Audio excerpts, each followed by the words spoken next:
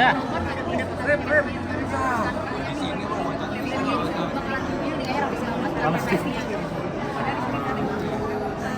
expect sih ya.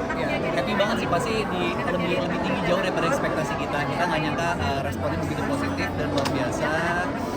Happy yang pasti. Saya sih bersyukur aja. Semoga sampai seterusnya sampai terjadwal tayangnya. Seterusnya akan ada hype-nya dan semoga pada saat semakin kuat.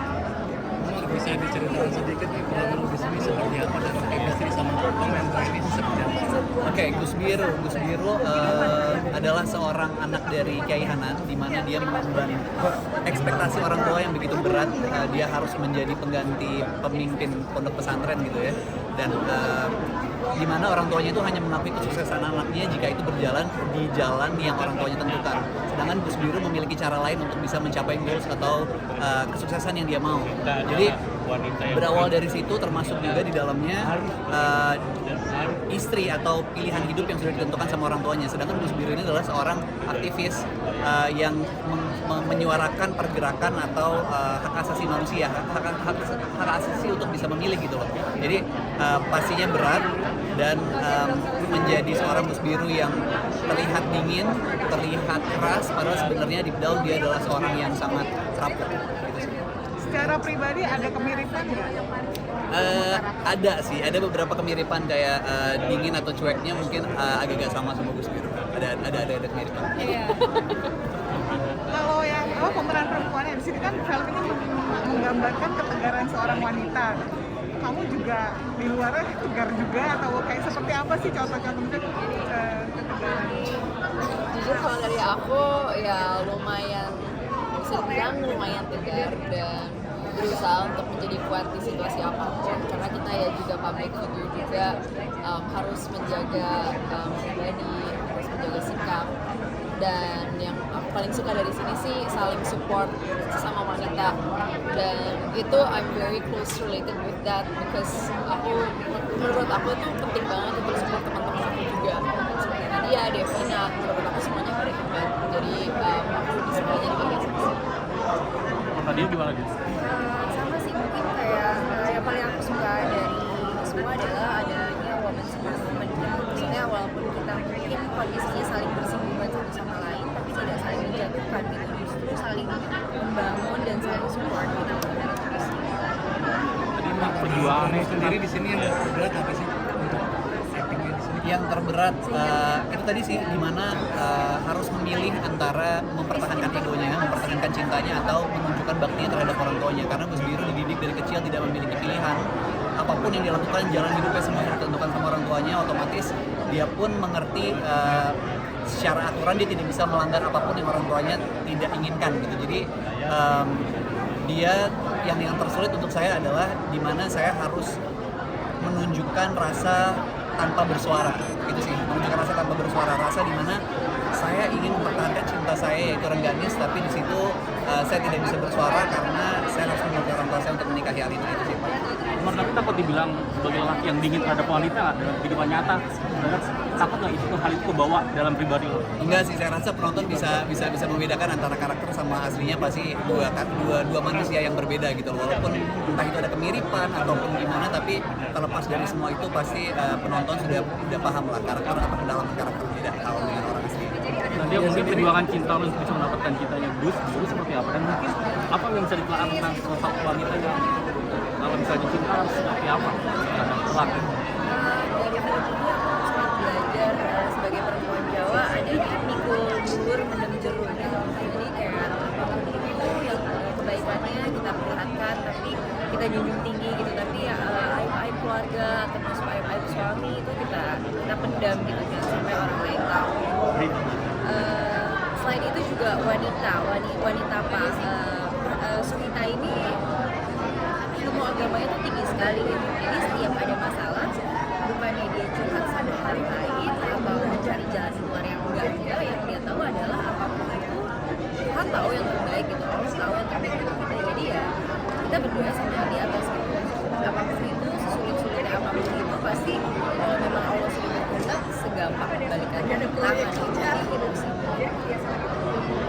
Mbak, itu kan saya terus terang saya nggak can't help it gitu ya. Terus desainnya juga itu seberapa campur tangan sih kamu, atau emang dilepasin ke wardrobe, atau saya maunya cocoknya seperti ini gitu ada? Ada sih, aku kalau misalnya lagi syuting juga kualitas harus begini gitu, apalagi hijab aku kan juga nggak ngerti kan ya, tapi memang kita semua senang sekali ya dengan wardrobe-nya gitu yang memang hijab stylist Ada hijab stylist, ya. ada namanya Kak Reza, itu first timer juga untuk dia menjadi hijab stylist, tapi kita semua sangat mengapresiasi dedikasinya gitu, karena bener-bener hijab kita miring dikit dia bisa kayak stop, jangan syuting dulu, please jangan take dulu gitu nih, semuanya bener-bener nungguin dia gitu, jadi sangat diperhatikan sekali gitu. Tapi terlepas dari itu juga pemilihan warna dan apapun yang digunakan masing-masing karakter itu punya makna simpan gitu loh. Kayak contoh Rengganis kalau tadi Ngah juga dia selalu pakai warna merah. Itu adalah warna-warna identik yang juga memang ada kaitannya dengan novel sih sebenarnya gitu.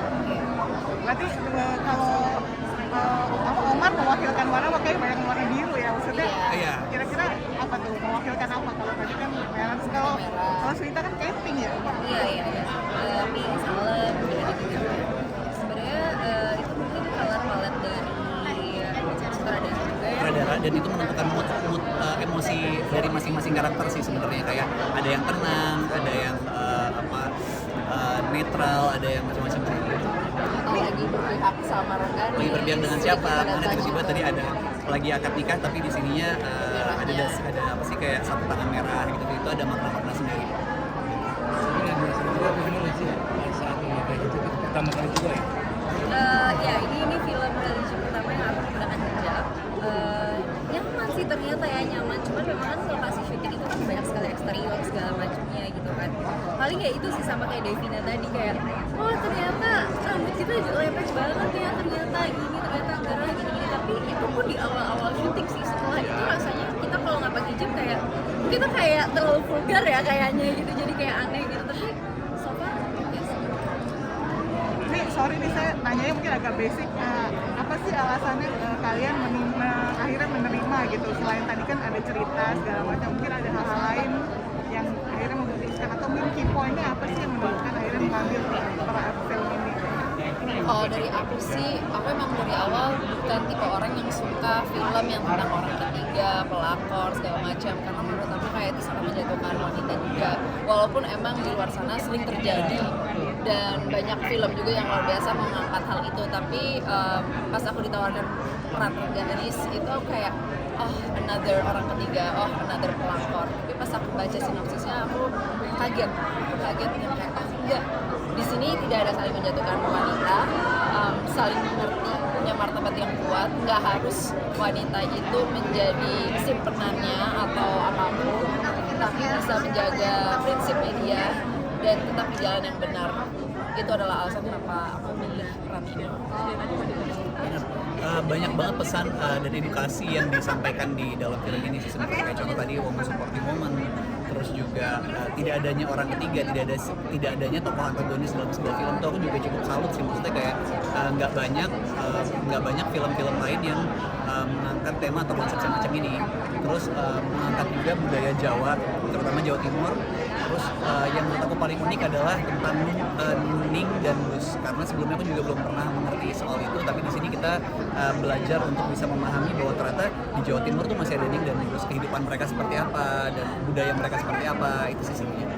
Risetnya sendiri seperti apa? Risetnya sempat wawancara langsung dengan memang yang Gus asli. Kebetulan istrinya nih Hilma sendiri yang memang pada saat itu lagi visit ke Jakarta, kita sempat banyak ngobrol. Kalau yang cewek nanya langsung ke Ning, kalau yang cowok mungkin lebih nanya ke Gus, suaminya Ning. Bertanya kira-kira hal apa yang mungkin dilakukan dan yang tidak mungkin mereka lakukan. Terus riset sih sebenarnya ya dilakukan lewat teman-teman yang pernah di pondok pesantren. Jadi mereka lebih mengerti terutama di daerah Jawa Timur ya. Atau datang langsung, tuh sempat datang langsung tapi di Jawa Tengah kebetulan pondok pesantren. Jadi lebih banyak tahu juga yang bisa Benar banget ya.